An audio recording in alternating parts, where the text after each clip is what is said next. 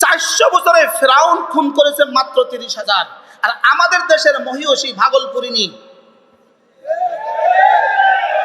16 বছরে খুন করেছে 3 লাখের বেশি। এরা ফেরাউন তার কাছে মাফ চায়। ফেরাউন তার কাছে কি চায় বলে, আমারে তুমি বহুত আগে ক্রস করছো, আমারে তুমি বহুত আগে কি করছো, ক্রস করছো। সেও যদি ইল্লা মান তাওবা, সেও যদি তওবা করে, ওয়া আমানা, সেও যদি ঈমান আনে, ওয়া আমিলা সালিহা, সেও যদি আজকে থেকে আমলে সালেহ হক আদায় করে, রব বলেন ফাউলাইকা ইউবাদদিলুল্লাহু সাইয়্যাতিহিম হাসানাত, যাও কথা দিলাম আমি না তোমার গুনাহগুলোকে নেকি দ্বারা বদলে দেব। এই পয়গাম যদি দিল্লিতে বসে বসে শুনে কেমন লাগবে? আর ভাল লাগবে কি না বলেন?